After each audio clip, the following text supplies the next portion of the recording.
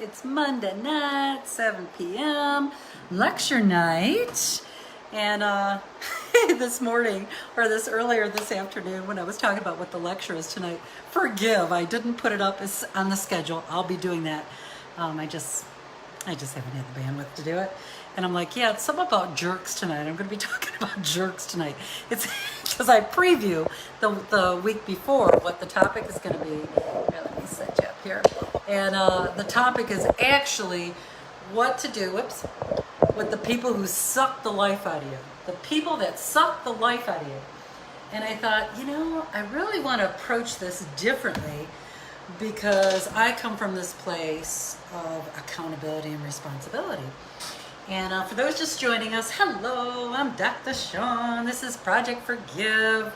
We have a mission of growing the unconscious, making the unconscious conscious, and personal development and all the good stuff. I see you guys. Hey, Terry, I got your message today. Hi, you guys. Hi, David. Jean's in the house. Severa, what a pretty name. So we're going to play in this realm of people that suck the life out of you, but I want to come at it with a different frame. Because a lot of times it's like, okay, here's people that are toxic. They suck the life out of you. Here's what you do. And I just think that's crap. Okay, I think that's, crap is probably too strong a word. I think it's young. How's that?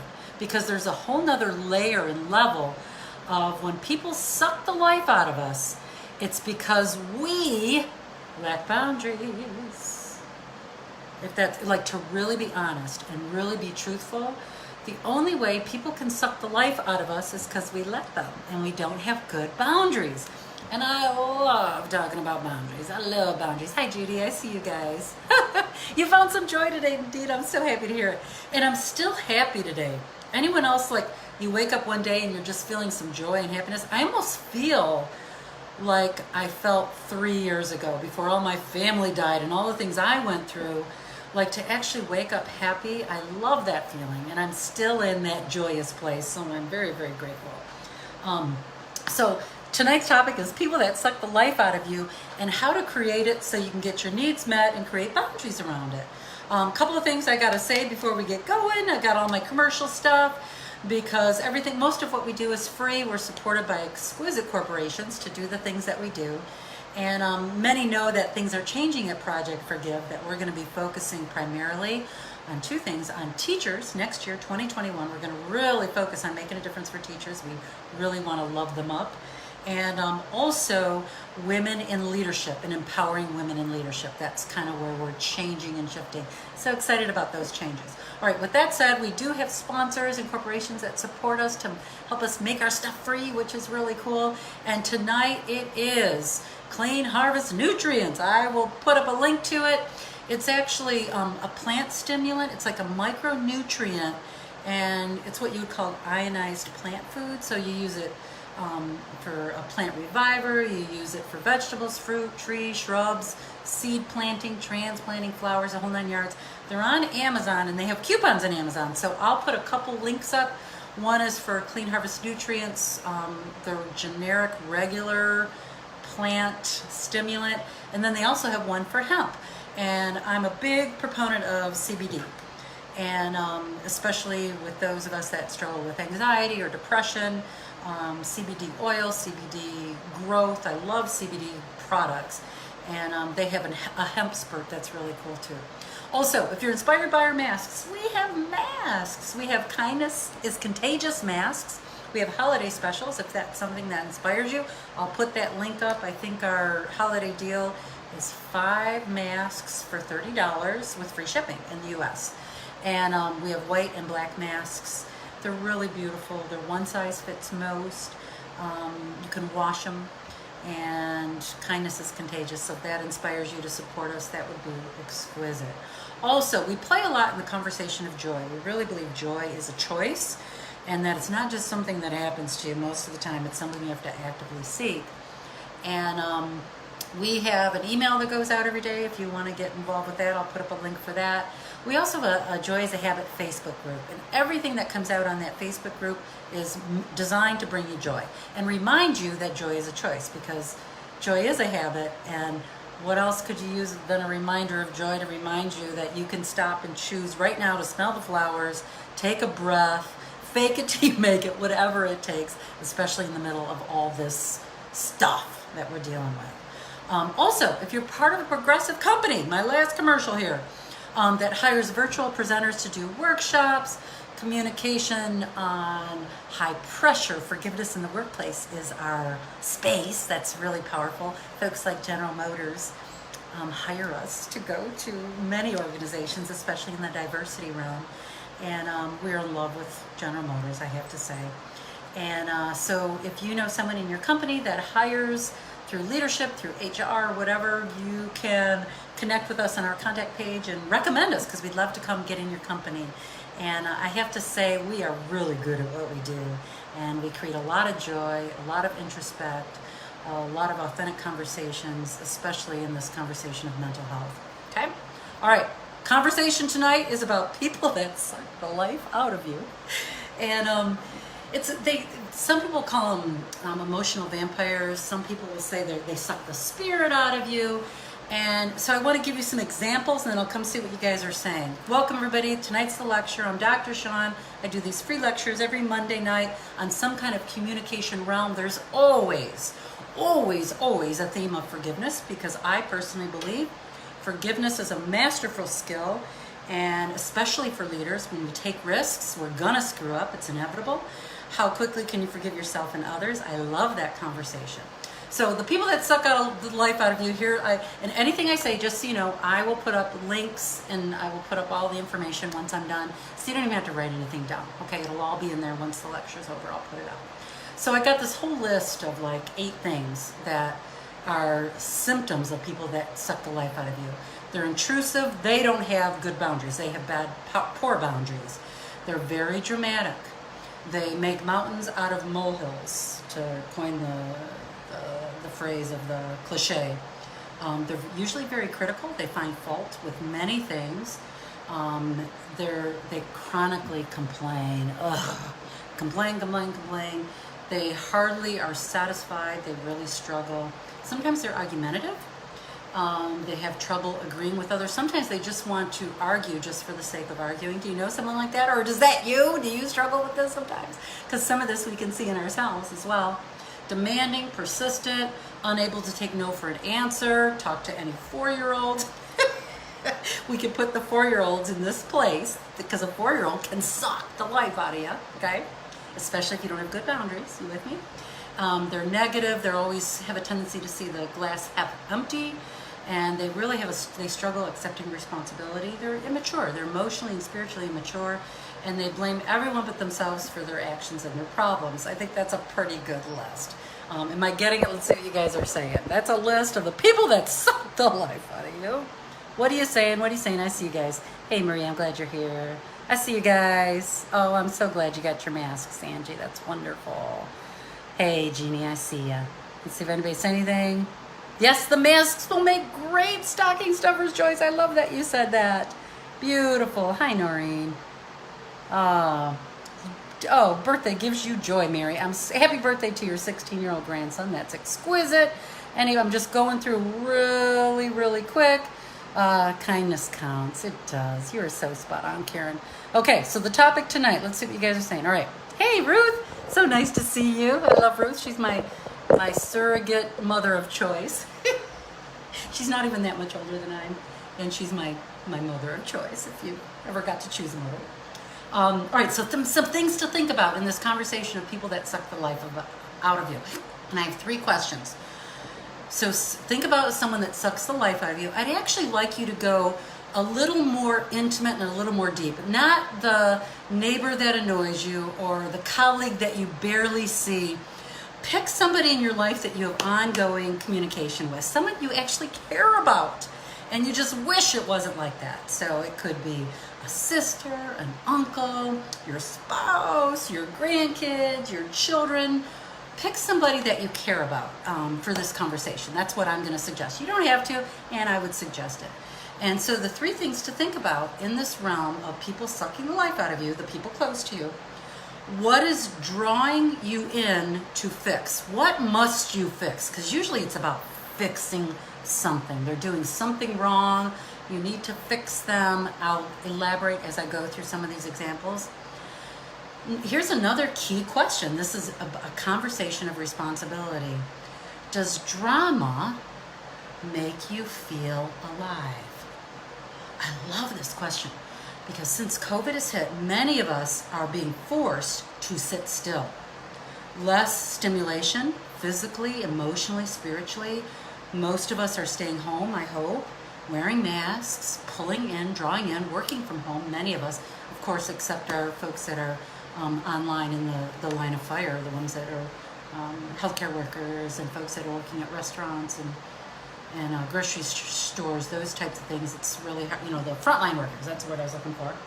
So most of us are staying home, sitting still, and it's a noticing, do you need drama to make you feel alive, to make you feel important?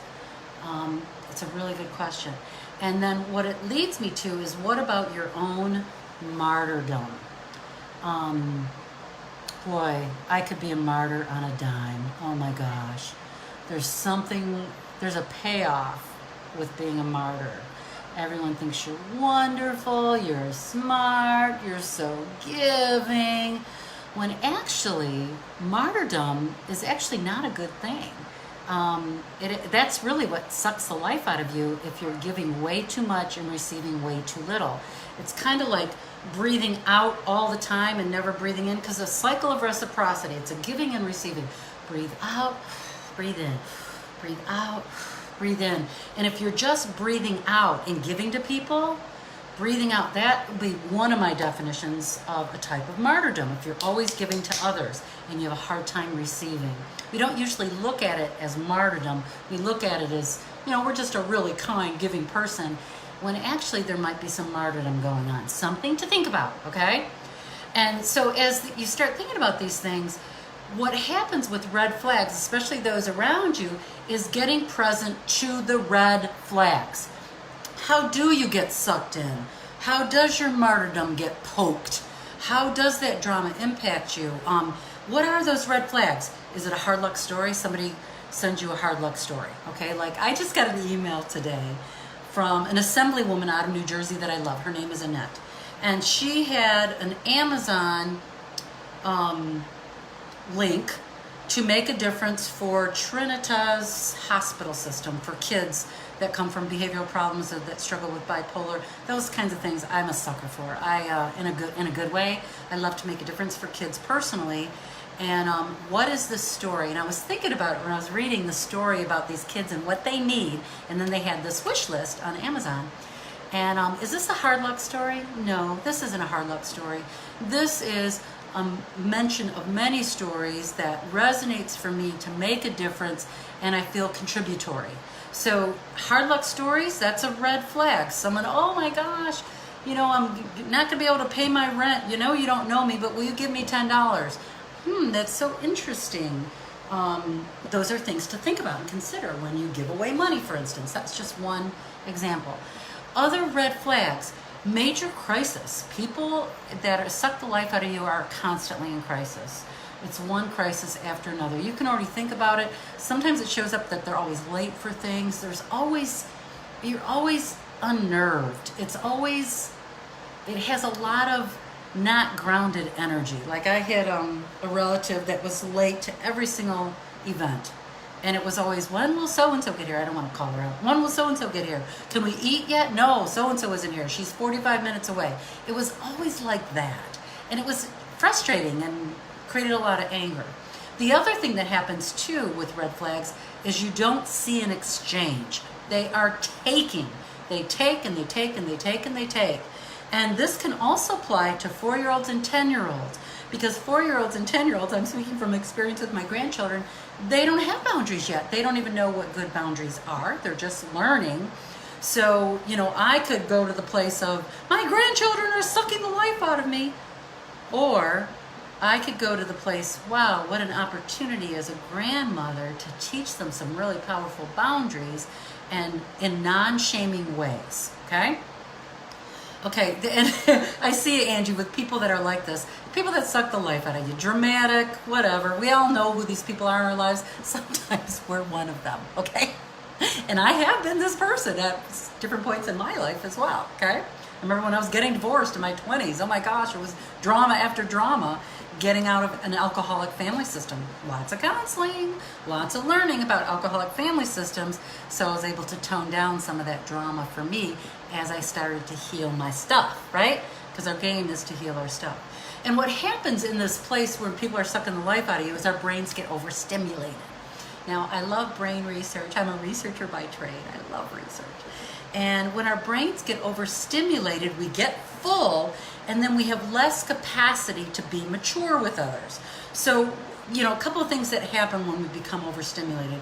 We often feel invalidated, and then, let me use this as a strange example, and I think it's a good one, because a lot of times we expect our kids or our grandkids to meet our needs, and that's not their job. Our job is to validate ourselves, and as our relationships mature with our grown children and our grandchildren, we're actually, as a legacy, teaching them appropriate ways to communicate. And if we never learned, it kind of sucks, okay? So that's a lot of what we're doing in a nutshell on Project Forgive. Relearning in our 30s, 40s, 50s, and 60s so we can actually be that space for our kids and grandkids. And so here's some of the symptoms of overstimulation with people that suck the life out of you. Those just joining, just so you know, everything I mentioned, I will put up after I go through the lecture, okay? I just got a list. Exhaustion, heavy eyelids, tension headaches, low moods, sensation of wanting to run away, I call it abandonment, concentration problems, poor work performance. Now, here's the only dilemma with this list. 1, 2, 3, 4, 5, 6, 7 things. I could say this is the 7 symptoms of living in a pandemic. Oh my gosh. Okay? So take it with a grain of salt, okay? Because we got other stuff going on with the pandemic, of course. And then here's some pieces of overstimulation with someone that you experience sucking the life out of you, okay? Now, let's see what you guys are saying about that. Grab the phone, anything I need to see. I see you guys are joining. Cindy, I love it. Don't you love it when you can claim your stuff? That's 99% of the battles. Oh my gosh, there I go being a martyr again. Let me please stop. I'm so sorry about that. I'm being so codependent. To be able to have those authentic conversations, to me, it doesn't get any better than that. That is just so cool. Let's see what else you guys are saying. I see you guys. Tim, Deborah, May, I see ya. Yeah, I get it, Cindy. So get it. I love how you guys are just so open and vulnerable, and you share. You just so get it. You get it, you get it, you get it. Okay, going back up. All right, so what's the cliche? Don't beat a dead horse. I think I could be many things with boundaries. Boundaries, boundaries, boundaries, boundaries. Boundaries are so important, and they're actually here to help us. And we really think of setting boundaries as fortifying our relationships with rules and walls. And that's not it. It's really about, and it's not about keeping people out. It's about interacting with intimacy, vulnerability, so you can actually get your needs met. And it clues us in on behaviors that might be harmful, so we can look at that. And, a good example is the front door to your home. Now, I remember back when I was a kid, we never used to lock our doors. Okay, I'm 56. Now we lock our doors, okay?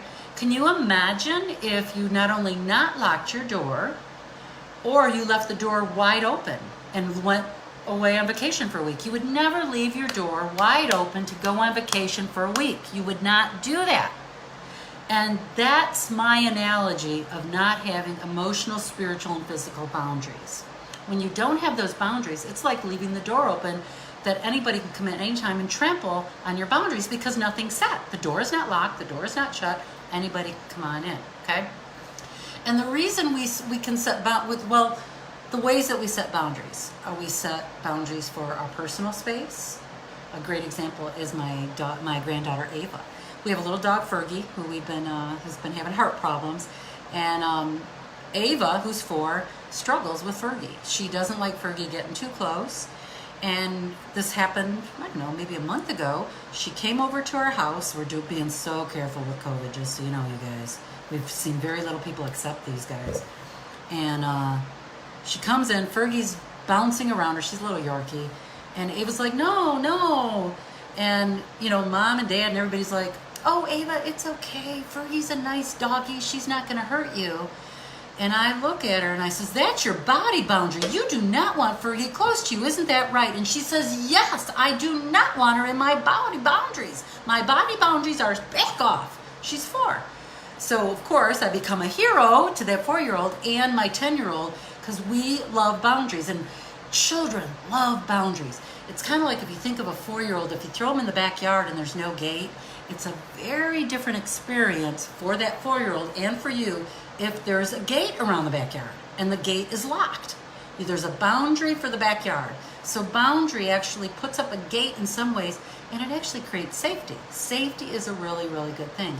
We also set boundaries for our emotions and our thoughts, for our stuff and our possessions. That, like, no, you can't use the car during the week. You have school. I don't feel comfortable with you using my car, 16-year-old, during the week. That's just a boundary of mine. You can ask on the weekends, okay? Time and energy, boundaries for time and energy, and even about our culture, our spirituality, how we see religion, how we see spirituality, how we see ethics, how we see politics. You can set political boundaries. It's okay to do that, especially if your goal is to be close rather than be divisive. Another place to set boundaries is through sexuality. You can have boundaries that you don't want to hug. I remember when I first started Survivors of Incest Anonymous years ago in my 20s, I couldn't even let people touch me. It was my boundary, my body boundary. No, I do not want to be hugged from people I don't know. I'm working through my sexual abuse, and I probably had that body boundary for a couple of years in my 20s because I never had a right to say, don't touch me. I never had that right as a child. So, and forgive if some of this is throwing you off. I talk about incest quite a bit, and I think that's even the reason why there's a Project Forgive, because I do think anything is forgivable. Not that everything's okay, and I think anything is forgivable if you're willing to do the work and the grief work, and then you can come out stronger at the end. I really do believe that. So we have lots of ways that we set boundaries, and I found a list of basic rights off a website that I just loved. You have a right to say no without feeling guilty. And now what I want you to consider while I tell you these basic rights is that where do these rights feel violated, and that is an indication where you need to set a boundary. Is this helpful to you guys? Is this making sense? Is it clicking? Let me know if this material is resonating for you, okay? So your basic rights. I have a right to say no without feeling guilty. I have a right to be treated with respect and dignity. I have a right to make my needs as important as those around me. I have a right to be accepting of my mistakes and my failures. And I have a right not to meet others' unreasonable expectations of me. Okay? I love this. I got lots of examples. You're loving the topic. Okay, good. Let's see if you're saying anything, because I got some really, real life examples that I'm going to use that I'm using in my life. Oh, got it, Vivian. You guys are great. All right, I see you guys. Some people are saying, bring me on camera, and it's coming up in blue. If you want me to bring you on camera, I need you to type that in, because I don't want to tap on someone that doesn't want to be on camera, okay? So I don't want to do anything to violate a boundary. So my boundary is, if you do want to come on camera, type it in, and we'll talk to you for a couple minutes and see what you're facing, okay? Happy to do that. Yeah, oh, that's so right, Tammy. Perfect. Okay, yes, keep going, Angie. I got it. Okay, so here's some examples. And I'm going to play them off of our basic rights. So, let's see. All right, so here's one I'm going to talk about. Well, I'll tell my husband knows. I talk about this with him. So we have this dog, Fergie, who's very sick. And she's got heart disease. Fergie is my husband's baby. He has made her food for several years. He cooks for her twice a day, you guys. It's just his baby. I don't even know what else to say. Him and I never had children together, and she's like our child together. Don't get me wrong, I love her, and she's my husband's baby, okay? And he has this symbiotic, codependent relationship with her. That's how I would see it. We'll be sitting watching TV, we're watching a show, and Fergie will bark. She's got to go to the bathroom. So my husband, Terry, will get up and he'll walk to the door, and she runs from the door and runs into the middle of the living room and lays down and wants to play. So she doesn't have to go to the bathroom, okay? So this happens every it's probably, if I say every 10 minutes, every 5 minutes is probably exaggerated. 10 minutes is probably more realistic. This happens like every 10 minutes when we're watching a show. So we put it on pause. And what he does is he tries to get me involved. He says, Shawne, your turn. You go take the dog out. She has to go to the bathroom. And I'm like, no, she doesn't have to go to the bathroom. I'm thinking to myself, no, it's a game that they play. It's a codependent, symbiotic relationship that I don't want to play. I don't get sucked in like that. It's just like my boundaries just know. I'm like, no, she's not going to come for me. She just wants you to do your thing with her.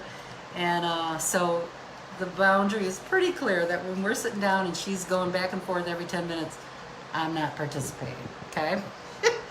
That would be, I have a right not to meet others' expectations of me, because my husband's expectation is that I'm going to treat the dog just like him. Make sense? Okay? And I'm not, because I have different boundaries. It's that simple, okay? What's another example? Okay, my grandson. I have a grandson who's 10, and he just recently moved to Michigan. He was living in Wisconsin. And so he's starting to learn that if you ask grandma for stuff, grandma says yes. I'm such a yes grandma. My grandson in Florida, he has a book list, and I pretty much tell him whatever book you want once a month, I'll send him a book, because he's an avid reader. And I heard Drake, and his name is Drake, and say once to Brielle, my 4-year-old granddaughter, ask grandma, she'll get you anything you want. I'm like, okay, that's not a good sign, okay? So what's been happening with my 10-year-old grandson here is he's really into video games. And so he asked me, I don't know, like 2 months ago, he says, Grandma, I really want this skin. You don't have to know what it is. It's a video game thing, and it's $7. Will you buy that for me? And I'm like, well, yeah. So I buy it for him. A couple weeks later, he comes back and says, Grandma, there's something that I want. Will you buy it for me? And I'm like, well, of course. How much is it? It's $7. So as you can imagine, the boundaries started getting wonky or weird, okay? This is just a perfect example of you can allow someone to suck the life out of you or start setting boundaries. And he called me up on Friday and said he really wanted something. I said yes. And then he called me up on Saturday and he asked for something else. And I says, no, that isn't going to quite work. What me and Grandpa were thinking about what we can do for Christmas. And, we'll figure out a way to get you a bunch of stuff for Christmas so you can do it like that. And then I was thinking about it. I'm like, okay, because I could tell he felt some shame for asking. There was just shame was present. It was just my gut, just my intuition. There was nothing to be ashamed about. And shame came up. And I think sometimes when we're kids, when we ask for what we want, we sometimes from our parent system get shamed for wanting things like, money doesn't grow on trees, blah, blah, blah. How many times have you heard that? So that I want to alleviate that and actually talk about things in ways I've never talked about as a child with my parents or my grandparents.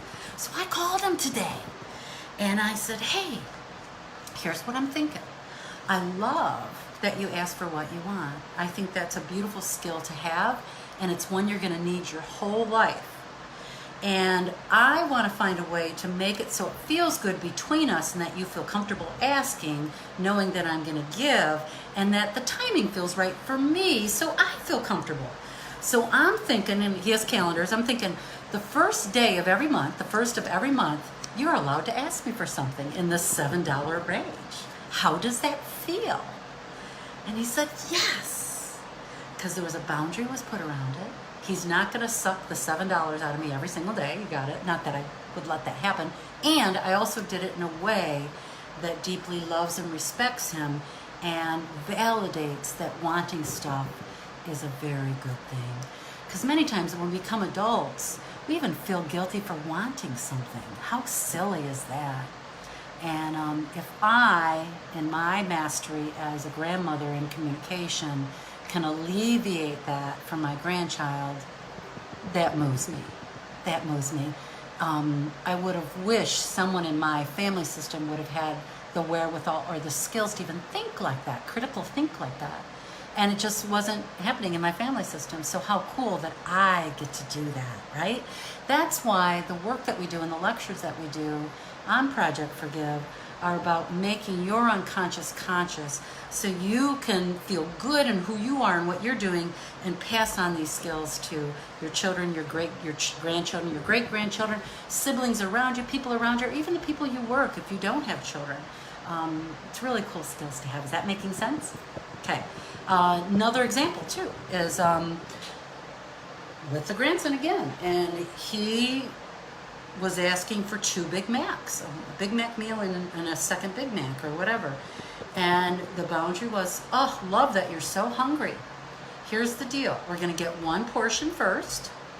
And then after 15 minutes, we let your stomach sit. If you decide you want another one, we'll go get another one. How cool is that? And I says, I'm like you sometimes. Sometimes my eyes are bigger than my stomach. Now, it's not my job to meddle, worry about his food or any of that. I can simply create boundaries as an appropriate grandmother thing to do that feels good to me without feeling like I'm enabling. Does that make sense? And that felt delicious. It felt wonderful. And it's not perfect yet, I can tell. And that's okay. We'll keep having those conversations because one of these times he's going to actually say, yeah, let's go back. Because he could be in a growth spurt, right? I just get concerned about all the fast food and the bad food. I get concerned about it, okay? That's what's going on for me. Checking in with your body, too. And what does your body say? What does your body say? Is your body saying that feels good? Sometimes you might start a boundary and your body says, yeah, that's on the right track. You're allowed to change your mind and shift your boundaries. You're allowed to do that. And all of this, for those just joining, this is all about how do you manage your life so people don't suck the life out of you? And it really does come down to boundaries. Flag me if this is resonating, if I'm hitting the right places for you as I'm talking about this. Please give me feedback as we're moving through. Here's another one. This one's with my husband. The husband stuff is the hardest, or the partner stuff if you have a partner. Especially during COVID, if you are like too much togetherness and you want to kill your partner. We've been doing pretty good. I've been doing pretty good. But sometimes I feel way overwhelmed, like I just need some space. Like, I need space, okay?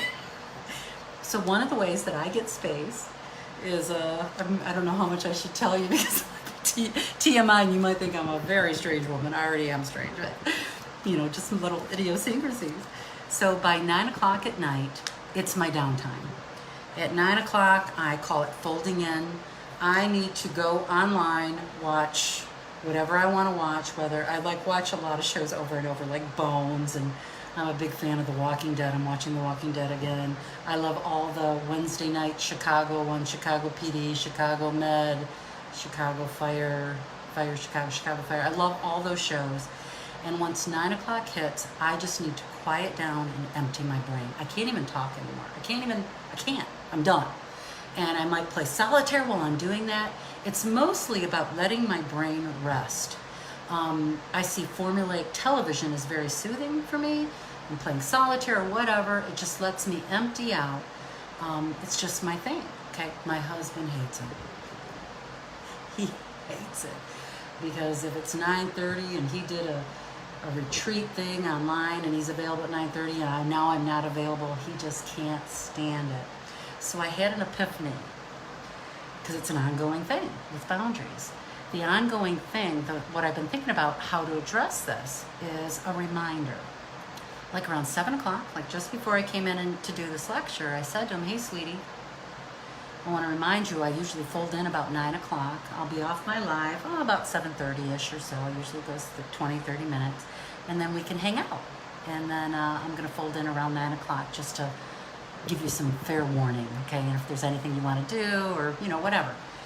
Now, some people would say to me, oh, what a pain in the butt that you have to do that. Well, you know what?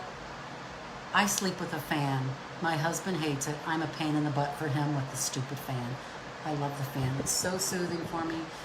Put it on low, even in the middle of winter. It's a pain in the butt for him, and he accepts that and does that for me because it's important to me. One of the things I'm seeing about my husband that I've known is, here's a sidebar just to cement this conversation, is like maybe this is pre-COVID. We're going out to dinner or we're going to a play and I'll buy tickets. I'm always the one that's doing that. I'm the entertainment person. That's my role in a family, which I love to do. And I'll say, hey, you want to go see this, Motor City Motown or Janis Joplin live, or whatever. It's like, yeah. And then I find out like the day before the event or the day of the event, I'm like, oh, it's here.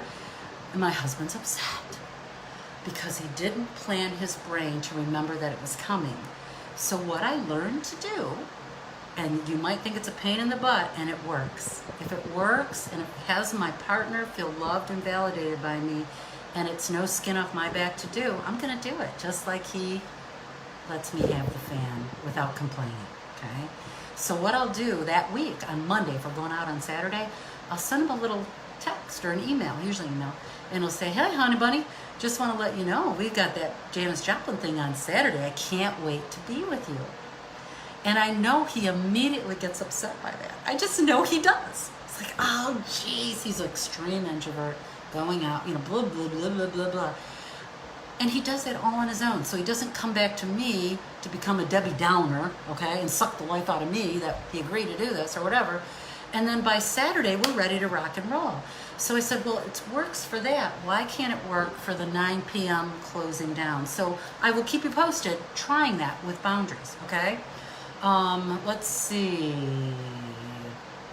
Check in with your body. Okay, I want to do a couple of I statements to close this off tonight. I'm going a little bit longer than I normally would, and I hope you're getting some value tonight. And everything I say I will put online. I feel blank when blank happens because blank. What I need is. Let me give you the example I found online. Here's ineffective communication. Keep your hands off my journal. That doesn't work. The one that was given online was, I'm using the formula. I feel when, because, what I need is. I feel violated when you read my journal because I value privacy. What I need is a space that I know is private to record my thoughts. Now, I'm okay with that, and I want to give you some modified other ways to do it. I'm a big proponent of role play and trying new things in communication. This is what I would feel better about saying rather than I feel violated when you read my journal because I value privacy. What I need is a space that I know is private to record my thoughts. That to me still feels really defensive, and if I said that to my husband, I think he'd be angry, okay? Not that I have to manage his anger. I just want to get my needs met. And how am I going to communicate to get my needs met? That's the end game. How can I communicate that feels good to me so I can get my needs met? So this is what I wrote. You know what, honey? I'm feeling upset about my journal. Can I share about this with you? He's going to say, of course. What's going on? Well, my journal is so precious, and they're my private thoughts that support me and my self-care. And I need to know that you value my privacy too. So will you honor this boundary of privacy and agree not to look at any of that material? This is really important to me. And my husband would say, of course, darling. I didn't even know you had a journal. That's what he would say to me, of course. So I like the different ways of talking about it so I feel good and I can really own how I feel and also value the relationship at the same time. Because this is my most important relationship. Is your marriage or your partnership your most important relationship? Have you forgotten that it is? Do you talk to this person like you value them and you care about how they feel? That's what happens in marriages that we've been together for a long, long time. We forget. We go into habit mode and kind of just bark crap off at each other. And it really impacts our intimacy. It impacts our sex lives. It impacts our ability to be trusting at really, really vulnerable, deep levels. So practicing this kind of stuff is kind of cool. Here's another one I found. Here's the wrong way. I think of Goofus and Gallant from Highlights magazine, if anybody remembers those. Here's the ineffective way that Goofus would say it. You're making this vacation exhausting, and I don't want to do all the things you've planned. No, that won't work. Here's a better, okay? I feel overwhelmed when every minute our vacation is planned. What I need is some time just to relax and see what happens. I like it. It's pretty good. I got one that I even thought felt better for me. And of course, you're going to personalize everything for you, okay? Whatever that situation or dilemma is that you need to talk about. So here's what I wrote. Hey, honey, when I start thinking about vacation, my heart starts to get heavy. I know. I get concerned that every single minute will be planned which is so hard on my nervous system. And I just really want to have fun and relax. So I'm wondering, as we get ready for this vacation, can we create a compromise of downtime and exploration time? I want us both to be extremely happy and have fun during our vacation, because I really care about how you feel and I really care about how I feel. We can make this work. We are so good at making things work. What do you think? Love that. Anything you want to say? Anything you want to say? What are you saying? What are you noticing? What are you seeing? Is this supporting you in this conversation of people sucking the life out of you? When you really get down to the nitty gritty, you can I'm really aging myself with my cliches. When you really get down to the nitty gritty, no one has the power to suck the life out of you. No one really does. You're letting people suck the life out of you. And then someone will say to me, because I coach and consult on this, especially in the workplace, but you don't know Bob. I'm like, no, what's missing are your boundaries. Your boundaries are missing. Boundaries are gold. And you got to start setting boundaries and screw them all up and do them all wrong until you find out what actually kerplunks for you. And I was talking to a client today, and I used the word kerplunk. She had no idea what I meant. She's from Brazil. So I had to explain to her kerplunk. Like, remember the game kerplunk? When all the marbles come down and like an idea just goes whoosh, and you're like, yes, that's the right place, right? Yeah. Okay. I hope you got some value from this tonight. Next week, I am going to talk about narcissism. I haven't done a class on narcissism in quite a while. And of course, I'm going to take a very different approach. It's going to be about their narcissism, our narcissism, and your narcissism. Because narcissism doesn't just live in a vacuum. When we come from narcissistic family systems, we have narcissistic tendencies ourselves. And that's how it gets passed on from generation to generation to generation. It doesn't mean you're in denial. That's not what I'm saying. There's just things to start looking at about this conversation of narcissism to be accountable and responsible. And that's what I love about our lectures here on Project Forgive, is they really are about accountability and responsibility, making the unconscious conscious, making the unconscious conscious. Because you have no control over everybody else. The only place you have control is right here. You with me? Okay. Thank you, Clean Harvest, for supporting us. Make sure you check them out. Also, if you find this broadcast helpful, please share it. It deeply supports us with our partners and gets programs supported through grants and such, and it really makes a difference for us here at Project Forgive. Big love. Thanks for joining. I will see you daily, because we do a daily joy thing. Okay, that's my thing, daily joy. Talk to you soon. Have a great night, everybody. Bye-bye. Big love.